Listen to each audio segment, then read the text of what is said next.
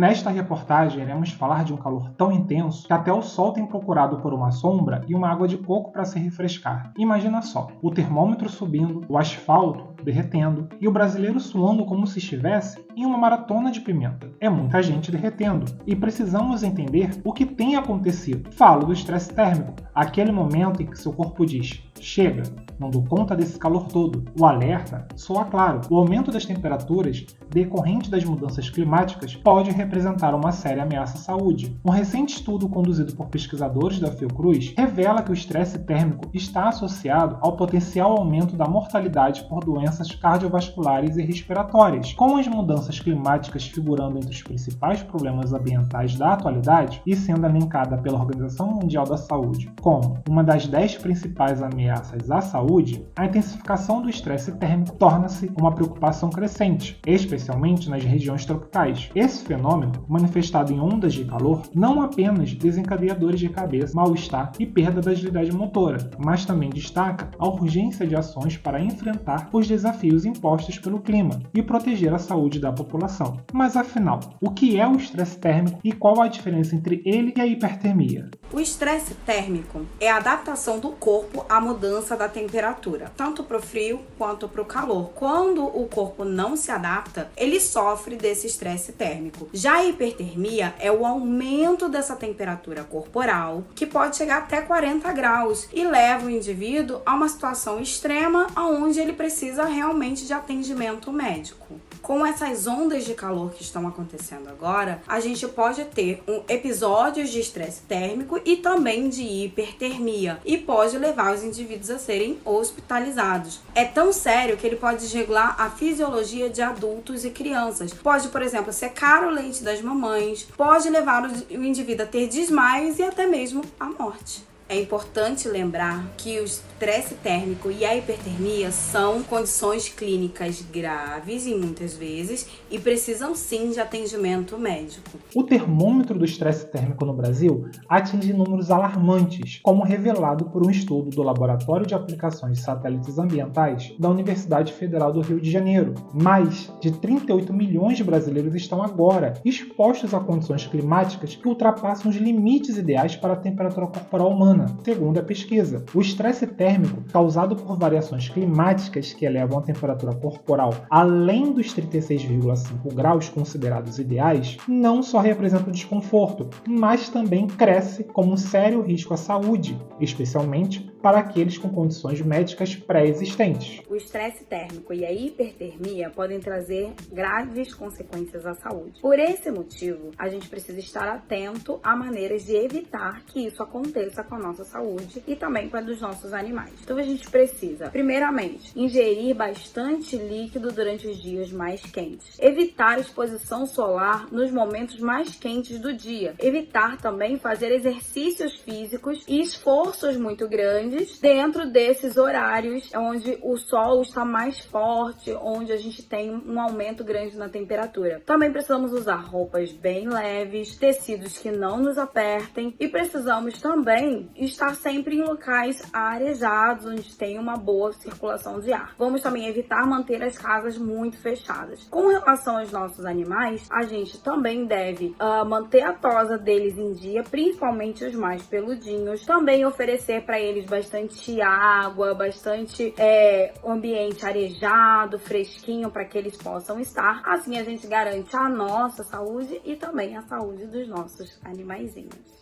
A justiça climática é mais uma vez posta à prova, revela uma pesquisa publicada na revista AGU, que lança luz sobre as desigualdades crescentes na exposição às ondas de calor. O estudo aponta que as pessoas com renda mais baixa enfrentam não apenas uma exposição 40% maior a períodos prolongados de calor, mas também antecipa um agravamento dessa diferença à medida que as temperaturas continuam a subir. A falta de acesso a adaptações de calor, como ar-condicionado e a localização geográfica desfavorecida, deixam as populações de baixa renda vulneráveis. Projeções sombrias indicam que até o final do século, os 25% mais pobres da população global estarão expostos às ondas de calor a uma taxa equivalente à enfrentada pela soma do restante da população. É facilitar o acesso para esses cidadãos, além dessa redução da conta ou não aumento da conta do custo custo da energia nas residências, nos ambientes para essas pessoas mais pobres, o que já acontece em alguns lugares, o que é interessante, é facilitar através de políticas de distribuição de vendas mais facilitadas,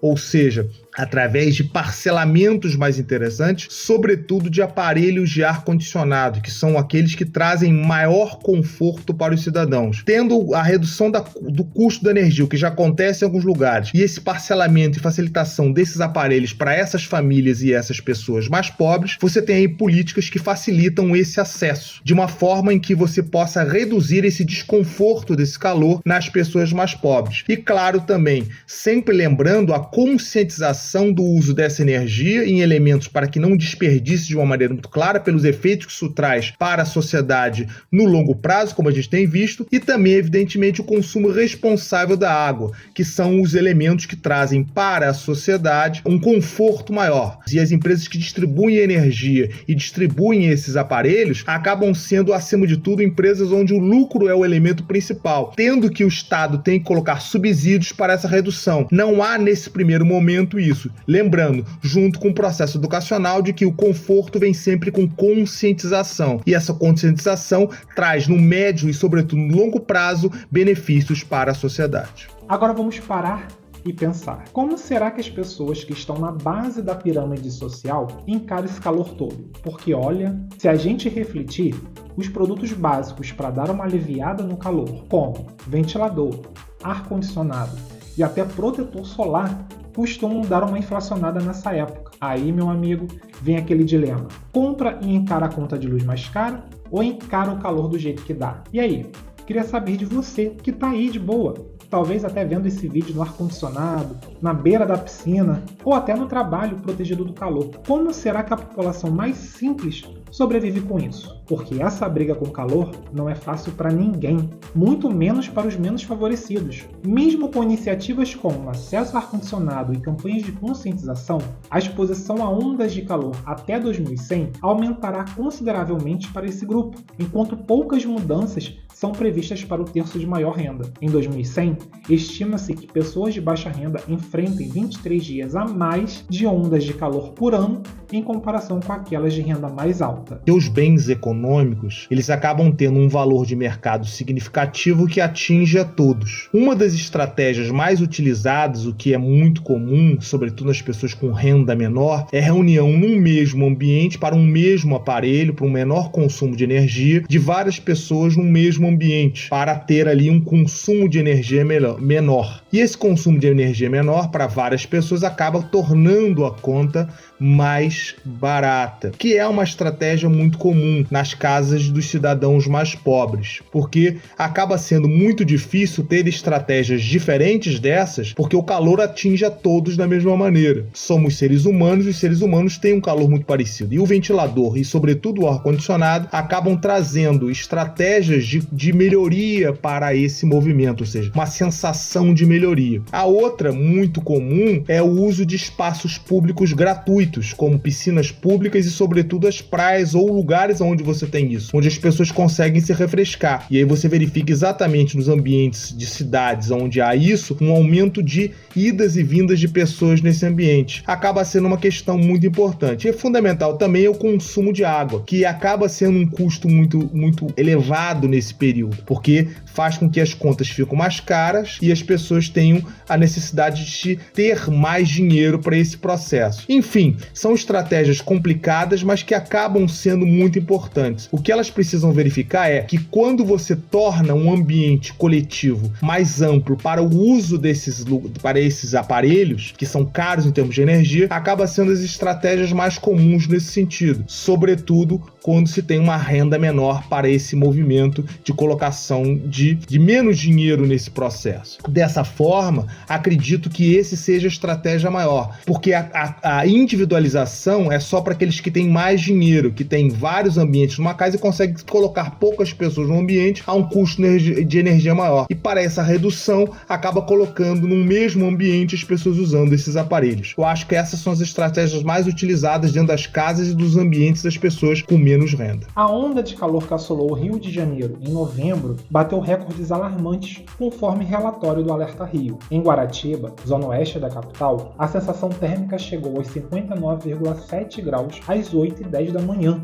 evidenciando não apenas a realidade enfrentada pelos cariocas, mas por todo o Brasil. Esse calor extremo fez a cidade ferver, superando o recorde anterior de 58,3 graus registrado em 17 de fevereiro deste ano, às 3h15 da tarde. O número é o maior da série histórica do Sistema Alerta Rio, que iniciou as medições em 2014. As mudanças climáticas, esse rápido aumento da temperatura, é um reflexo direto do aumento das emissões de gases do efeito estufa, resultante principalmente das atividades humanas, especialmente a queima dos combustíveis fósseis desde a Revolução Industrial. Isso fortalece o efeito estufa, levando ao aumento das temperaturas globais. Com isso, impactos como o derretimento de geleiras, aumento do nível dos oceanos, o aumento também de eventos extremos como enchentes, ondas de calor, furacões cada vez mais intensos, têm sido observado em todo o globo. No Brasil, os registros de ondas de calor aumentaram cerca de 640% nos últimos 60 anos, de acordo com o INPE, com uma média de 52 dias de temperaturas acima do normal, isso olhando no período de 2011 até 2020. Pensando agora neste verão, temos principalmente a atuação ainda do fenômeno El Niño, que é aquele aumento nas águas do Oceano Pacífico Equatorial, que deve provocar um verão com temperaturas acima da média. Mas cuidado! Apesar do verão ser a estação mais quente, também é a estação onde a chuva é mais frequente. Por isso, normalmente temos aquele calorão ao longo do dia, mas as tempestades durante a tarde. Eventos de ondas de calor, como observado nos meses de setembro e novembro, não devem acontecer com tanta frequência durante este verão 23 e 24. As áreas mais propícias com temperaturas acima da média são as regiões norte e também o centro-oeste, especialmente a região ali do Brasil central. Uma tragédia marcou o primeiro show da cantora Taylor Swift no Rio de Janeiro, com a morte da estudante Ana Clara Benevides Machado, de 23 anos, em uma apresentação que juntou 60 mil pessoas. A falta de garrafas d'água gerou críticas à organização, levando alguns públicos a autorizar sua entrada em shows. Esta medida foi uma resposta à indignação do público após a perda de Ana Clara, destacando a importância de cuidados em eventos de grande escala. É crucial buscar soluções abrangentes, como climatização, distribuição de água, controle de lotação e áreas sombreadas, para garantir a segurança e um mínimo de conforto dos espectadores. Esse trágico episódio serve como um alerta para a relevância de planos de emergência e a implementação de medidas de segurança em eventos, prevenindo futuras tragédias como a da de Ana Clara. Agora sejamos claros, para quem está na praia, na piscina ou até mesmo na caixa d'água da laje, ou lugares como esses, tá tudo maravilha, mas coloca uma rotina normal no meio disso tudo e a coisa complica. Diante das elevadas temperaturas, é notável o desafio que o calor impõe à saúde e ao bem-estar da população. Algo precisa ser feito, como uma atuação ampla e imediata, não apenas para compreender, mas para implementar medidas que assegurem o conforto térmico para todos, independentemente de sua condição socioeconômica. É hora de juntar as ideias e agir, protegendo a saúde de todo mundo, independente do termômetro aqui fora. Unidos, a gente consegue!